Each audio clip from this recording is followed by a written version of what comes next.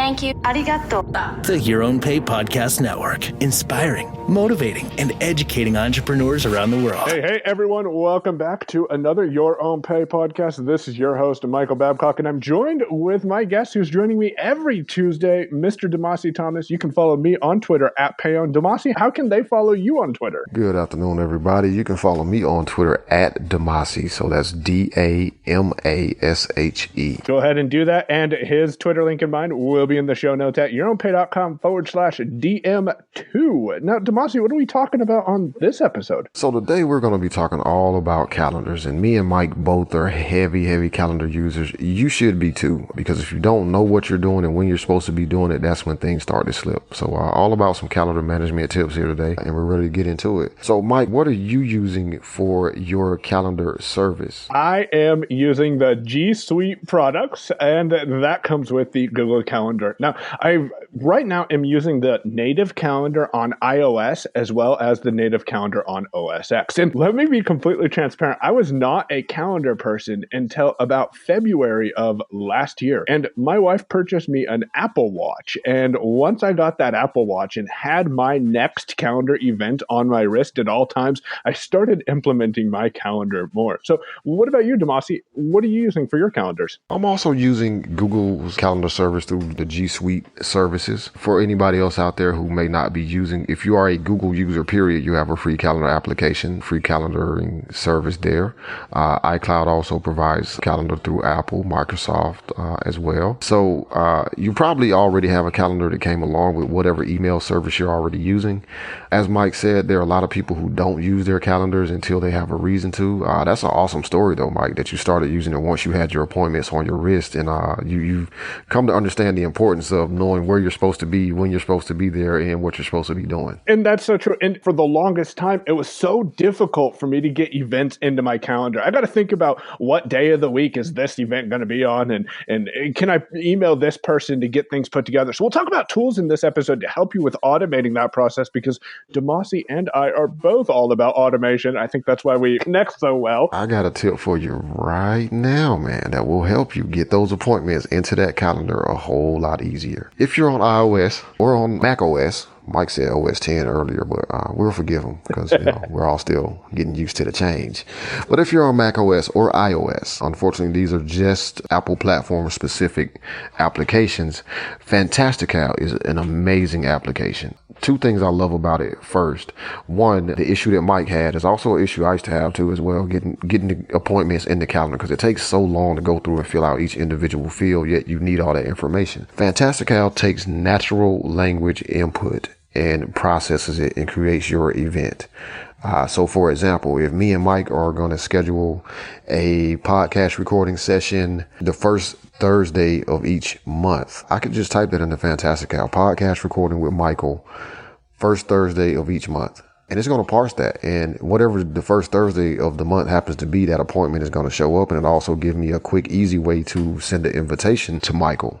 Now, that's a more complex input, but you could just simply say, hey, I have a doctor's appointment next Friday, and that will also work. So it's an amazing service. You can also point it to a location, doctor's appointment at wherever the place may be, 123 Main Street, and it's going to also save that information in the correct fields at the correct time, and you're done. It is amazingly simple. Now, Damashe, if I chose to use Fantastical on iOS or OS X, does that mean that, or iOS or Mac OS, does that mean that I have to not use Google Calendar, or does it integrate with Google Calendar so I can get those events on all my devices as well? It will integrate with whatever calendar service you're using. So for us, Google Calendar is still going to work fine. Any other calendar service that you are using. So on iOS, it's going to use whatever calendar service you have already set up through the settings app. On Mac OS, I almost said OXX then, Mike.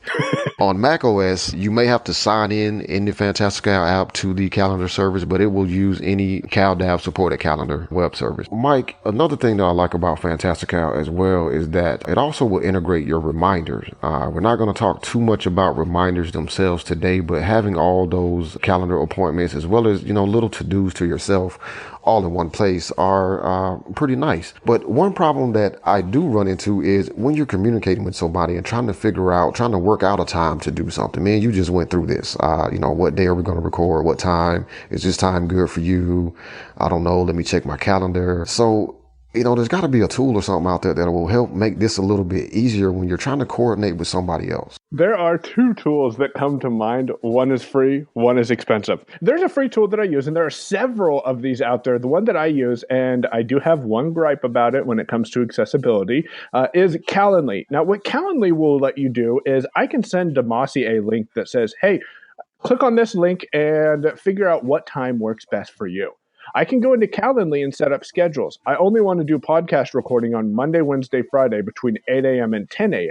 And if Damashe's clicking on a podcast recording link, the only calendar appointments he can book are Monday, Wednesday, Friday between 8 a.m. and 10 a.m., even though the rest of my calendar might be free. So what I love about Calendly is they're free. You send people a link and they can book their service. Now, like any other web-based service, they do have a paid option. You can upgrade to get more events and more features, but I've just used the free version. The complaint that I have about Calendly is you can set up your events with VoiceOver just fine. I'll link to the form in the show notes, but you can set up your events just fine. However, for a VoiceOver user, and I haven't tried this on Windows, you cannot actually turn the events on. So when someone clicks on a link, they'll see that this event is not active because a VoiceOver user can't turn it on independently. So that's the number one complaint about Calendly I have. And as I said, I'll put a link to the forum where we're talking about accessibility issues on Calendly in the show notes for today's episode. So the second tool that I use is about $42 a month, and it's a business tool that Damashe actually has experience with. And I'm going to ask you about your experience with this because some people get a bit overwhelmed because they overthink it, and maybe I'm presenting it the wrong way. Damashe and I were emailing about the podcast, and when we determined that we wanted to actually schedule an event on both of our calendars, I carbon copied what I call my assistant. That's Amy, A-M-Y, at x.ai.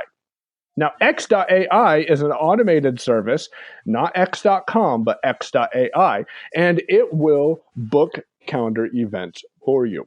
So, for example, it will look at my Google Calendar and say, hey, Damashe, Michael has availability Thursday and Friday between this time and this time. What works best for you? Damashe replies to that email, once again, using natural language, tells Amy, hey, tomorrow works best around 1 p.m. Can we do that? When Damashe emails Amy, she'll check my calendar, verify everything works, and if it does, she'll send out a calendar invitation, which pops up a notification, thank you, Fantastical, and all I do is hit confirm, and then the event is on my wrist. There you go. You said people were having, getting a little overwhelmed with the service. For me, is honestly, if you take out the fact that, I don't think about it, but maybe that's what it is for some people. If you take out the fact that you're dealing with an AI and not actually talking to Michael, you really just respond to the message. Michael's free at this time and this time. Nope, that day does not work for me at all.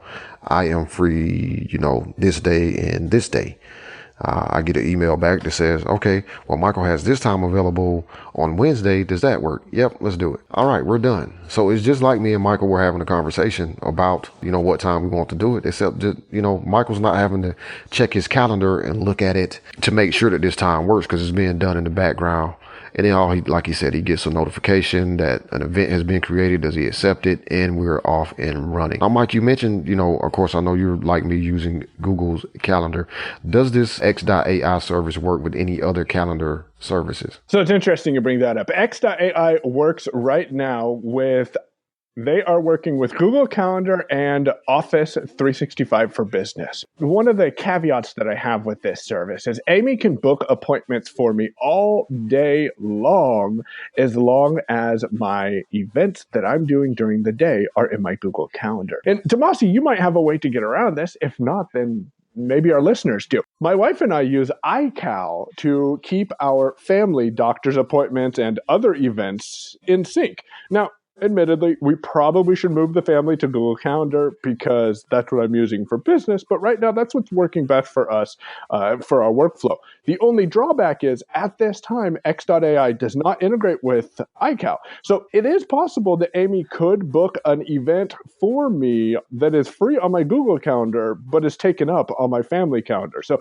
just be aware of that. That has happened to me twice. However, I'm getting to be better with that because you can also shoot Amy an email real quick that says, hey, Amy, by the way, I'm unavailable Wednesday from 3 p.m. to 5 p.m. So whenever we add a new family calendar event, I just have to remember to shoot Amy an email so she doesn't book anything then too. So I have an idea about that because I'm using family sharing through Apple. So we have a family calendar that we use for doctor's appointments for the kids, things like that. One thing that you could try to do if you would like to keep that workflow intact instead of shifting everything over to Google Calendar is there should be either a way to share that calendar with your Google account, like just share it with your Google email and add it to your Google Calendar and have it also show up there, or you may be able to grab a link that will let you subscribe to that calendar so that you can see the events there and just add that to Google Calendar. Be sure in your calendar app that you turn off the Google version of it so you're not seeing double events, but that may actually solve the problem because then that way Amy will be able to see those events because they're in your Google Calendar service. That way you don't have to either move everybody over because that can be a pain. Wives and family members hate when you move them off what they're used to. And it'll take a little headache out for you to have to remember to email her and say, hey, I'm not free between 2 and 3 on this day. I don't even know why I didn't think about subscribing to the calendar, but as you were saying that, I was looking it up on X.AI's website because it's one of those things that sometimes I will get into my workflow and then I won't look up how to simplify it because it's working for me. And I just looked it up and that's exactly what they say to do. Subscribe to the calendar in Google and then Amy won't double book you. And yeah, I am like that as well. You get into your workflow, things are working, so you don't necessarily look at simplifying it until somebody hits you over the head and like, hey, you could do this. Oh, gee, yeah, save me 30 minutes. Awesome. Well, Damashe, it's been awesome chatting with you about calendars today. And hopefully we've helped you, the listener, realize that you don't have to be guessing where you're supposed to be every hour of the day. Before we conclude this episode, do you have anything else you want to share, Damashe? Start using your calendar. Whether you use a paid service, a paid app, a free app, you use your voice assistant or your mobile device to add appointments, using your calendar will definitely make you more efficient, more productive, and make your life a little easier because you can see where those free blocks of time are. Implement some sort of automation into it. Stop doing everything manually. This has been a Your Own Pay podcast. Head on over to yourownpay.com/DM2 to get links to any apps or services we mentioned in today's episode. Thanks for listening. You've been listening to Your Own Pay podcast. If you've enjoyed today's episode, visit yourownpay.com/cast for exclusive content and to contact us today. We're eager to hear your thoughts and about how you're making this podcast your own. Thanks for listening. We'll be back soon. The Your Own Pay podcast, yourownpay.com.